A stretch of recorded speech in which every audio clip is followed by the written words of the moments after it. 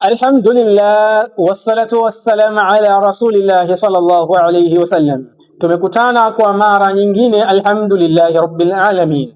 Inshallah taala, katika darsa ya leo tutaangalia ubaya wa kamari. Kamari ambayo kwa sasa imepewa majina mengi sana mazuri. Fulani beti, hiki beti, cheza ushinde, fanya hivi ushinde, weka buku upate milioni moja, weka kitu fulani upate kitu fulani. Zote hizi ni kamari, na asilimia kubwa ya wacheza kamari hizi ni vijana wa Kiislamu. Asilimia kubwa kijana wa Kiislamu ambaye atakuwa amesalimika na uchezaji wa kamari, ama kwa hakika inabidi amshukuru Allah subhanahu wa ta'ala, na asithubutu kabisa kujiingiza, maana kutoka itamgharimu. Sasa basi, kwa wale wote ambao wameshaingia katika dimbwi la kamari, na kamari ni kama uraibu, ndugu zangu katika imani, kwanza tujue dhambi ya kamari Allah tabarakahu wa ta'ala ameitaja katika Qur'ani. Allah subhanahu wa ta'ala, na ameichanganya dhambi ya kamari na madhambi makubwa mno. Innamal khamru wal maisiru, subhanahu wa ta'ala ameichanganya pombe, kamari, kuabudu masanamu katika aya moja. Kisha Allah subhanahu wa ta'ala akasema rijsun min amali shaitani fajtanibu. Kisha Allah subhanahu wa ta'ala akasema hivyo vyote ni uchafu. Hakika ya pombe, kamari, kuabudu masanamu, rijsun min amali shaitani fajtanibu, kwamba vyote hivyo ni uchafu na ni katika kazi ya shetani. Kisha akasema fajtanibu, jiepusheni na hivyo. Unaona ni jinsi gani kamari ilivyokuwa ni hatari, imechanganywa na madhambi makubwa mno.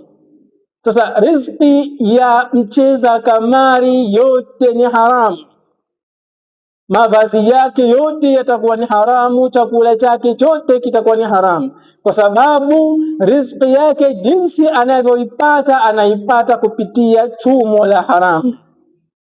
Sasa ukijiona umeshaingia katika hii hali na kamari imeshakuwa sehemu ya maisha yako, ndugu yangu, jikumbushe sana ile aya ya Allah subhanahu wa ta'ala ambayo amechanganya kamari, kuabudu masanamu, ushirikina umo na hiyo kamari yenyewe, kwamba sio jambo dogo. Hiyo riziki unayoila kupitia pato hilo la kamari sio halali, na tumbo ambalo linaingiza haramu ndani yake, ndugu yangu, kuiona pepo ya Allah subhanahu wa ta'ala ni kazi ngumu sana. Kwa hiyo tayari umeshaingia katika hali ya uchezaji wa kamari, basi inabidi ushtuke mapema na ujitoe huko mapema kabla haujachelewa. Na wewe ambaye bado haujaingia katika uchezaji wa kamari, basi ni vyema ukaendelea kujiweka mbali. Sawa, angalia watu ambao unaohamiliana nao, kama ni wacheza kamari, basi kuna siku na wewe utaingia.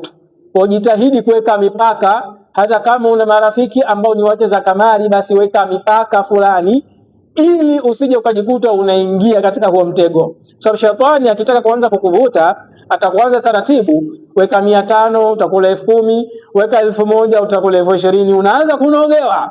Unaanza kunogewa, mwisho wa siku unakuja kujikuta unaweka 30 inaliwa. Unasema si nilipata jana bwana, unajipa moyo, nitapata na leo. Unaweka tena nyingine unakula. Kwa unajikuta katika mchezo wa kijinga. Leo unapata, unajipa moyo, kesho unakosa. Unajikuta unaingia katika mduara ambao utashindwa kutoka kirahisi. Kwa hiyo ni vyema kabisa kujikumbusha kwa wingi sana ile aya ya Allah subhanahu wa ta'ala, ili upate nguvu ya kujitoa katika uchezaji wa kamari, na upate nguvu ya kuto kuingia katika uchezaji wa kamari ukiwa kama kijana wa Kiislamu. Japokuwa sasa hivi hadi watu wazima wapo katika mchezo huu mchafu wa kamari, kwa sababu huu ni mchezo mchafu. Allah mwenyewe amesema rijsun min amali shaitani, ni uchafu na ni katika kazi ya shaitani. Kwa hiyo Allah ameita kamari ni uchafu. ni kama zinaa, tena huenda zinaa ikawa ni ndogo, kamari ikawa juu zaidi. Sawa? Kwa hiyo kamari ni uchafu, ni uchafu kama uchafu mwingine. Haufai kabisa kwa Muislamu kujiingiza katika mchezo wa kamari ya aina yoyote. Zipo nyingi sasa hivi, na mpaka meseji zinatumwa katika laini za simu.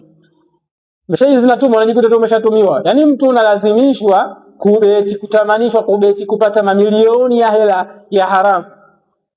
Sasa basi vijana ni lazima wadhibiti tamaa zao hizi, kwa sababu wanasema tamaa mbele, mauti nyuma. Kwa hiyo ni vizuri zaidi kuikumbuka aya ya Allah subhanahu wa ta'ala na kujiweka mbali na hayo mambo. Na sasa hivi hadi watu wazima kama tulivyosema pia wanacheza kamari, hadi wamama.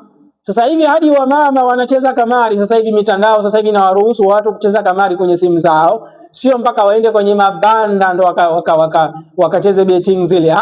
Mtu anacheza betting kimya kimya kwenye simu yake, mtu anakula riziki ya halali, kumbe pato lake ni la kamari. Anajifungia ndani chumani kimya kimya, anashika simu yake anajibetia.